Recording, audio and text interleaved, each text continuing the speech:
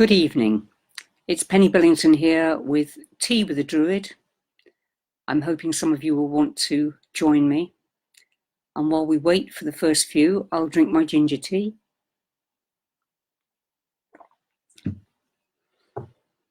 And I'll just take a breath to be here now.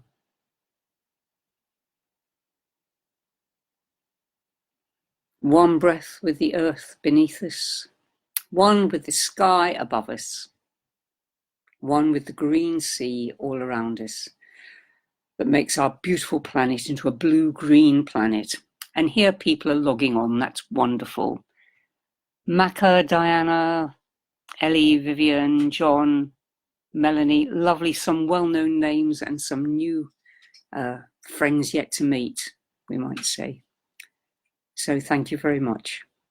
Okay, here's Tea with the Druid. Here's my ginger tea. And I thought I'd tell you a little story tonight about how my life has been changed by being dragged into the 21st century.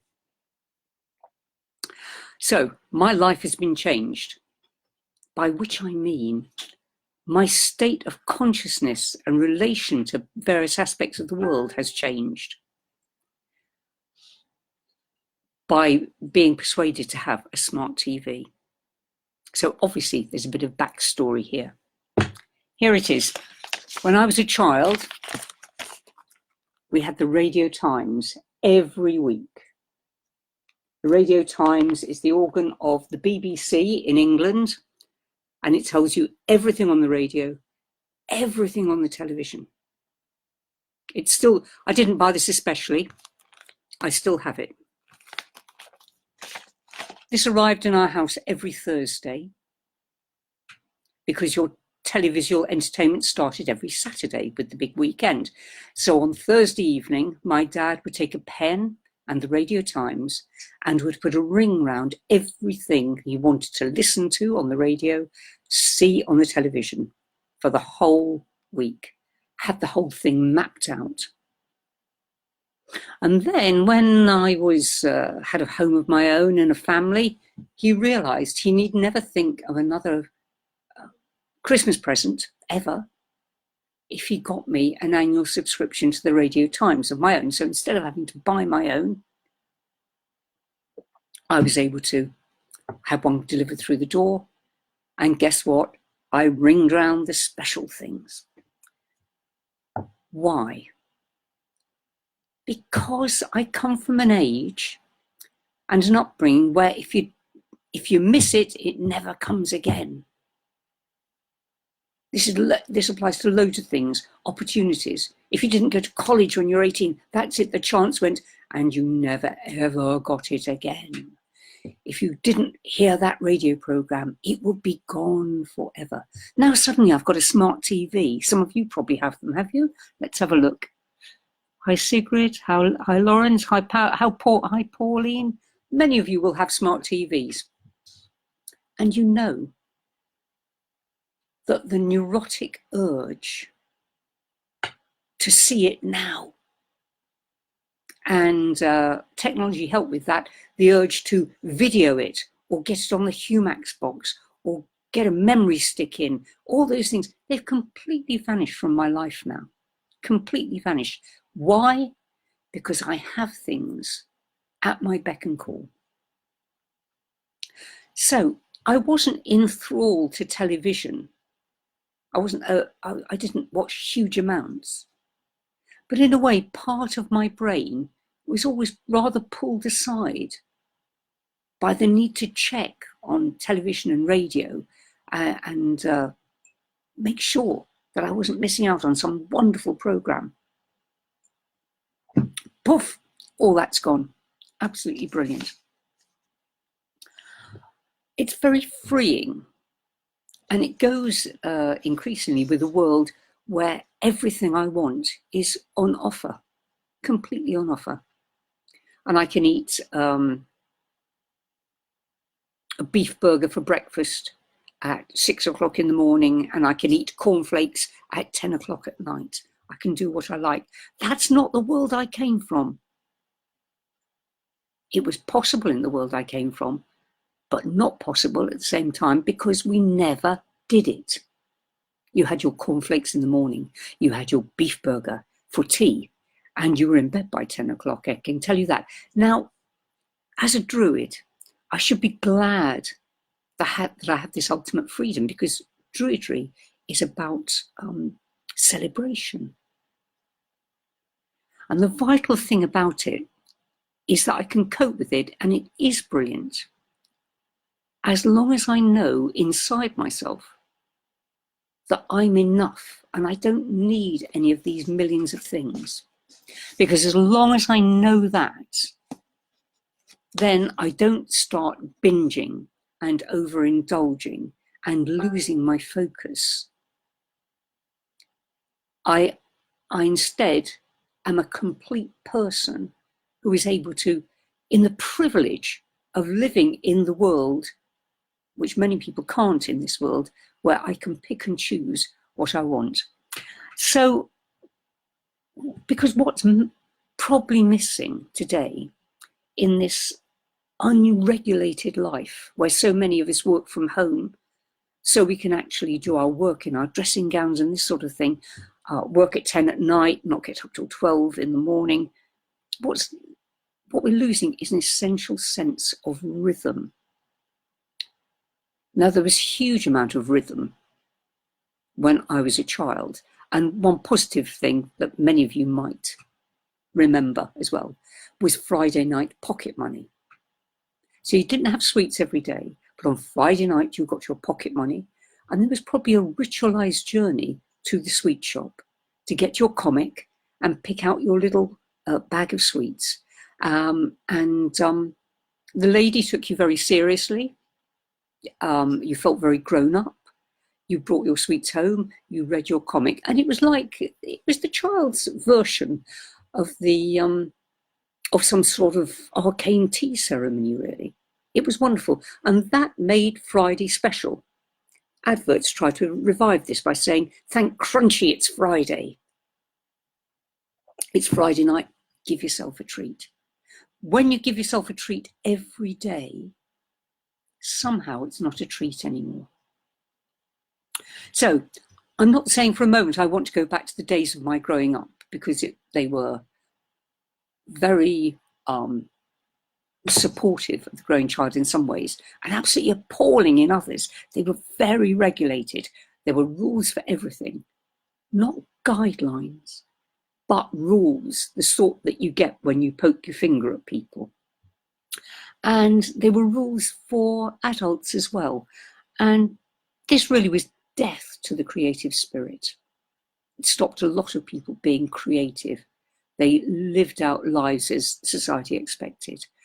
But the downside of completely unregulated access to everything is more and more, which leads to ennui and disrespect for things, not caring. We had a lot of disrespect for things in the 60s. We felt that the world was our oyster. These were the days of the beginning of the throwaway society after the austerity of the 50s. Not good. And that's the antithesis of Druidry and magic, because Druidry and magic is about being grateful and being aware. So to live a magical life of awareness, we really need to regulate ourselves, I would think. Now, a lot of us do this. I mean, in a way, us meeting here tonight, everyone tuning in at 8 o'clock to see Tea with the Druid with Philip, that is a self-regulatory thing that gives a little bit of rhythm and ritual to our lives. We have our little fix of thinking about things slightly differently, removing ourselves from the mundane world, and it just sets us up for the day. We also have our own micro rituals. A lot of us greet the morning in some way, light a candle in some way. A lot of us come in from work and shower off the working day before we start to relax. And of course, if we follow any sort of nature religion path, then we have the 8 festivals of the year, which gives us a lovely rhythm to our lives. So, as spiritual beings, in a world of excessive opportunities, we need to be self-governing. We have to keep our appetites within bounds, and we have to develop our own rhythms. Because Druidry isn't about Puritanism. It is about balance and harmony. I was thinking of an example of Puritanism there, a dear relative, elderly relative of mine, who told me once that when she wanted to do something, she automatically thought about why it might be wrong. And I thought that was one of the saddest things I'd ever heard. Why should it be wrong just because you would enjoy doing it? We don't come from that place, but we do come from a place of balance and harmony and noticing, maybe rationing our treats makes life more pleasurable. Because when I was a child, I think I got more pleasure from the Friday ritual of the Friday night sweets than children do from having treats shoved at them regularly every day when their mothers meet them from play school. Rationing is a good way of adding value to something. As Gilbert and Sullivan said in one of their operas, you know, I love toffee, but maybe a lifetime of eating toffee for every meal. It's hard to imagine, but maybe even toffee would lose its appeal. So we rationed as a way of adding value, and we notice when we're having treats, and we notice the small things, because our life is made up of a few big major events, and if we're lucky, we won't have too many traumatic ones.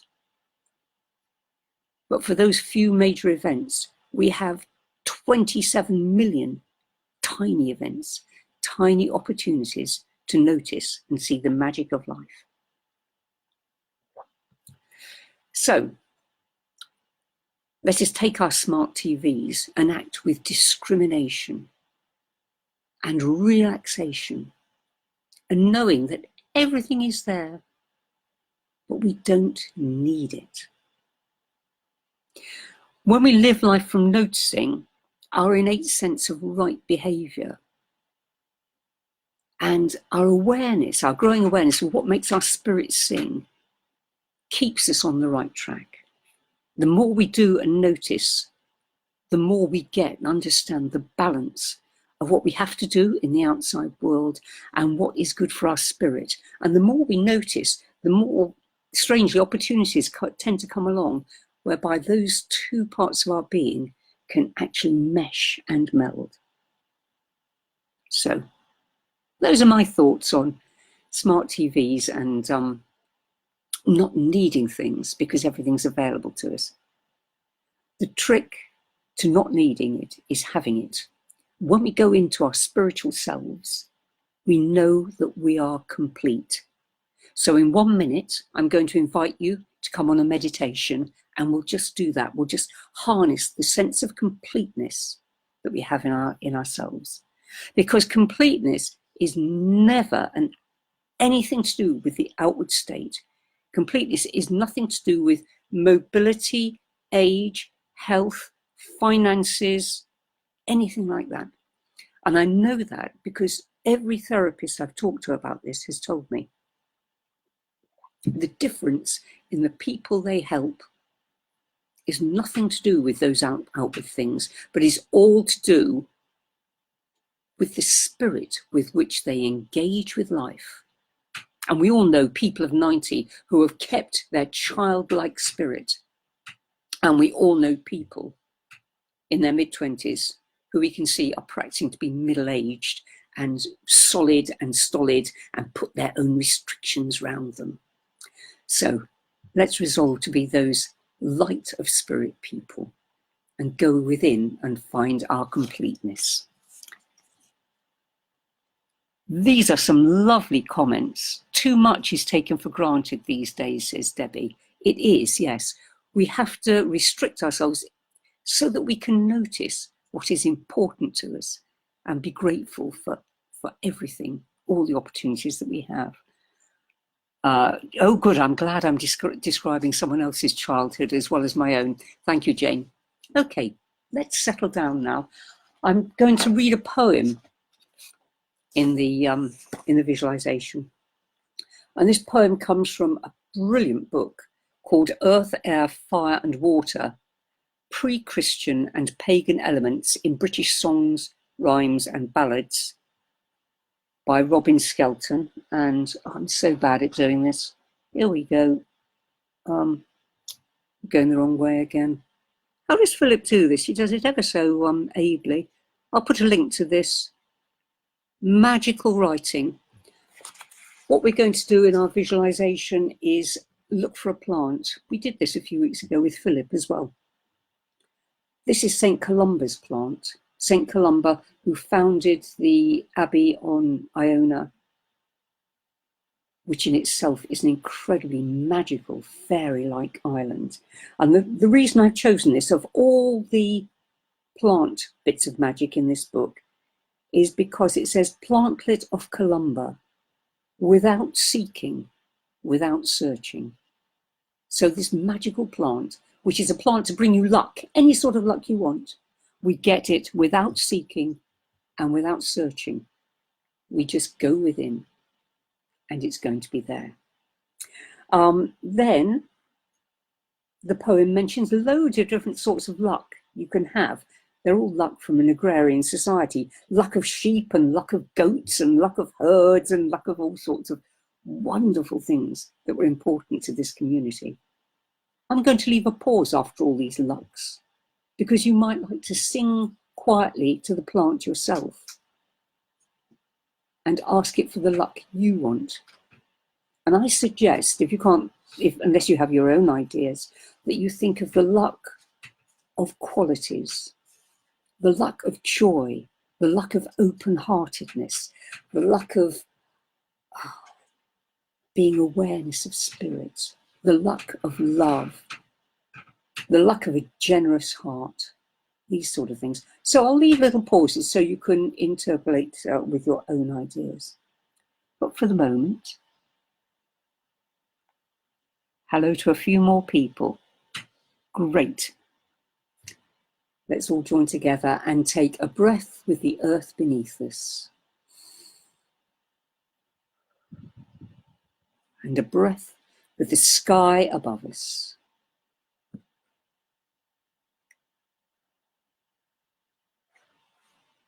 And a breath with the green sea all around us. And carrying the blessings of earth, sea and sky, we let our eyelids droop, we close our eyes if we wish. We feel our symmetrical body, we feel our breath. Breathing us with no effort, and we allow ourselves to turn inwards.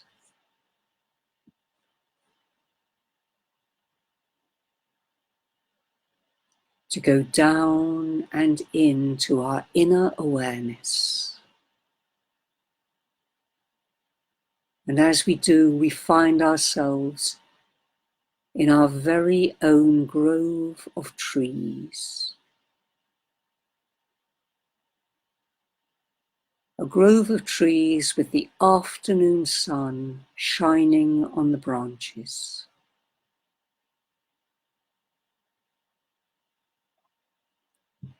The emerald leaves, the sage green leaves, the browny russet leaves,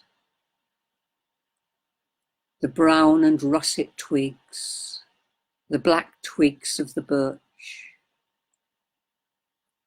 the sun glinting on the spear shapes and the heart shapes of the leaves, and the beautiful lobes of the oak tree leaf.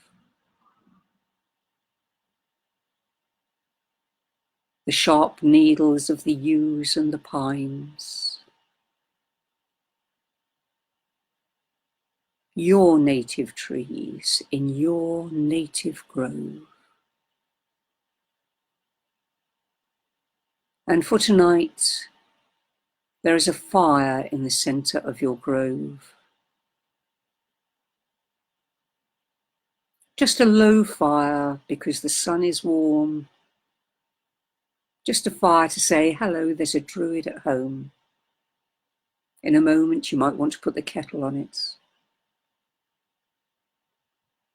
But you're happy to sit by the fire and bask in the sun and revel in the greenness.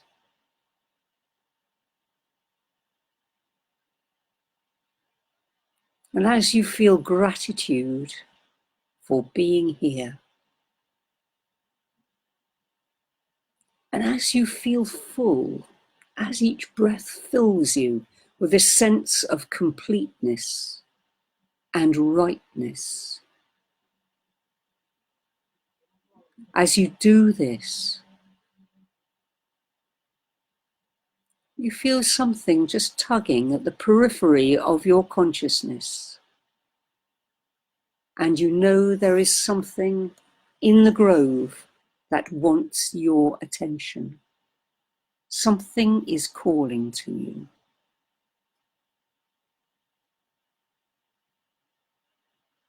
The breeze rustles the leaves of the big trees, it's not them.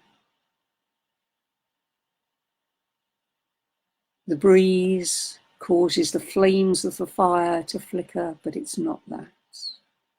This is a small, green, succulent, healthy, low-growing plant. And as you stand, you allow the breeze to push you in the right direction. Stroll round your grove in a circle. And as you head for one particular tree, a bird calls from a different direction. So turn and walk towards the bird. And as you walk, suddenly you almost stumble on a tiny rock, and it causes you to look down. And you look down and see a special little plant. Every leaf vibrating with green health and energy. It is Saint Columba's plant of luck. And in your mind, in your inner voice, with your inner voice, you sing to the plant. Plantlet of Columba, without seeking, without searching, you are there. Plantlet of Columba, with your green and fresh growth. May I hold you under my arm forever. Plantlet of Columba, I give you my love and my greeting, and I ask for your luck tonight. For luck of means, for luck of sheep, for luck of birds, for luck of fields, for luck of produce and kine, for luck of progeny and people, for luck of opportunity, and for the luck of noticing my opportunities,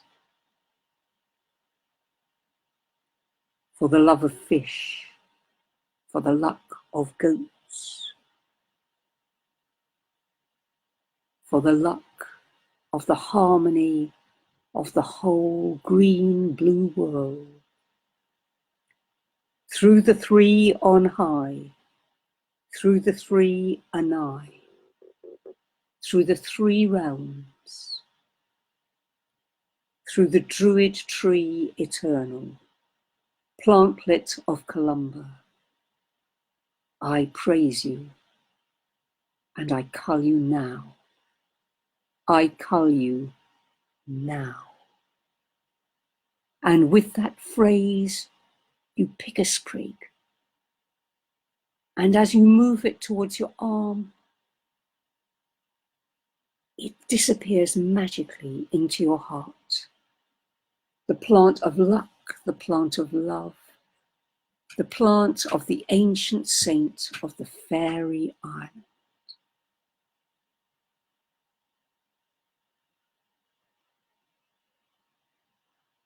And suddenly you are sitting back by the fire, looking into its flickering flames, feeling the green life within you, and feeling your completeness, and feeling the need to come back to the apparent world. And as you do so, we'll do it with 3 breaths. Each breath that you breathe out will breathe out a blessing to all beings. So take a breath in, and the scene begins to fade, and breathe out your love and thanks and blessings. And breathe in again, and the picture has all but disappeared, and you're aware of your body now, and your breath breathing blessings out into your own room and into the apparent world. And one more breath, and breathe out blessings and love, and stretch your arms above you, and open your eyes, and smile at your screen, and know that you're smiling at our whole community that has joined in with this meditation. And just tap yourself to bring yourself back. Okay, we are complete. We are privileged. We have everything we need, and we show incredible gratitude for that and live a magical life. Ah, yes. The virtue for me here, says Erica, is balance.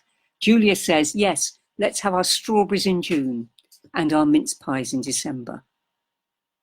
And let's eat swedes until they come out of our ears in England, because we have our veg boxes, and say thank goodness when the first fresh green veg arrive.